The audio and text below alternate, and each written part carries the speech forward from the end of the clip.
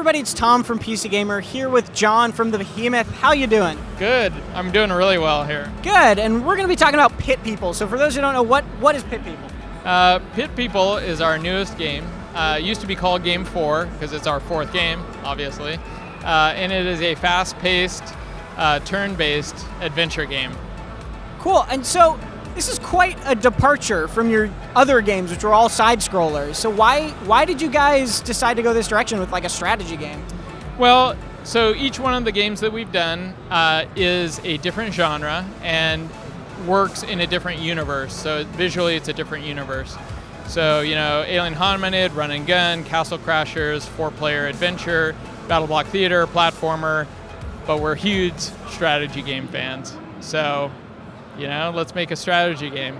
So what is a Behemoth strategy game then? Because it's not quite like any other strategy game I've played.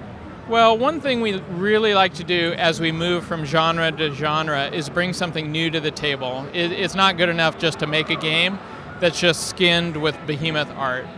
And what we really love about strategy games is thinking about positioning your players, but what we don't like is the tedium of micromanagement.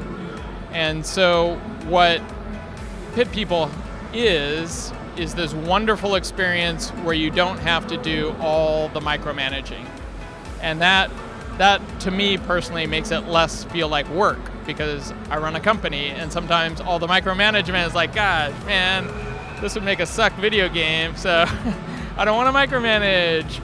So that's really for me personally, what the concept of the game is about, making it very accessible, but super deep, because, you know, if you're strategy, you like depth in your gameplay.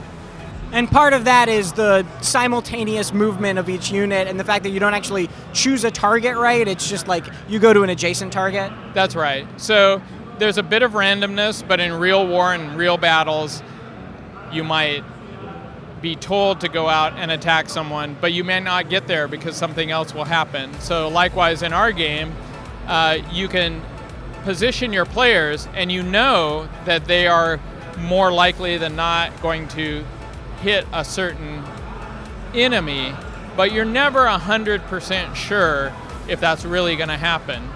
And that really is what makes a lot of the fun effect of the game is, well, I hope this all works out, and then you pull the lever back and let your guys go and watch them die.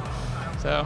Well, speaking of the realism of the game, I suppose, one of the things that struck me when I was playing the demo here at PAX was it starts out like it could be in the Castle Crashers universe, kind of like medieval and bows and arrows and swords. And then suddenly you're fighting a guy who rides in on a giraffe on balloons with submachine guns. And then the next scene you're at like a pool party with convertible cars. And then suddenly there's a giant talking cupcake that heals people by throwing its own frosting. Like, how this game is crazy in its theme. It has basically everything in the kitchen sink. Well, it does, but it will all make sense once you play the campaign. So, as you know from playing the demo, when the bear hits the planet, it reorders time and space. And so that's why there are no layers of start to finish time. You know, like Castle Crashers Medieval Knights. Well, that's not the case here. You've got all kinds of stuff going on. Was it hard to balance all those different themes, or did that just kind of give you a freedom to do whatever you wanted?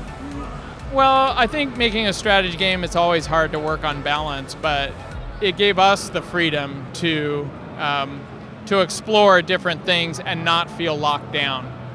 And in that exploration, discover new things. And the last thing I want to ask you about is you have these very cool controllers, custom-built controllers at the show today, and where essentially the Y button, how you end your turn, is you actually pull back a lever. Can you just talk about like why you wanted to show the game off like that, and if we might be able to get our hands on those outside of PAX? Right, so here at the Behemoth, I always try to make something that's an experience for the player. So years ago, 2010, at PAX in Seattle, I brought a 4-player Castle Crashers cabinet. And I built that because the game, to me, always felt that it should be played as a stand-up arcade game. And every year after that, we made stand-up arcade cabinets for all of our games. And so now, as you see here, we've got the arcade style pit people with a gigantic Y lever to send your guys out.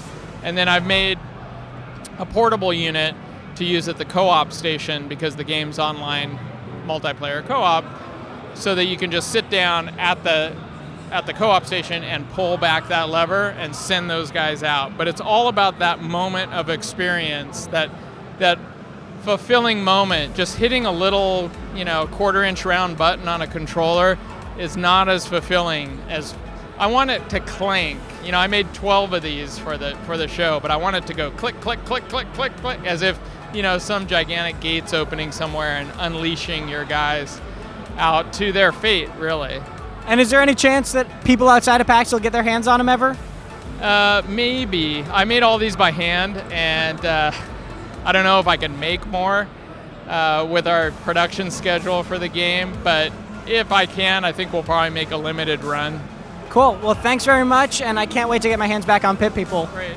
Thank you. Stay tuned at PCGamer.com for more from PAX East.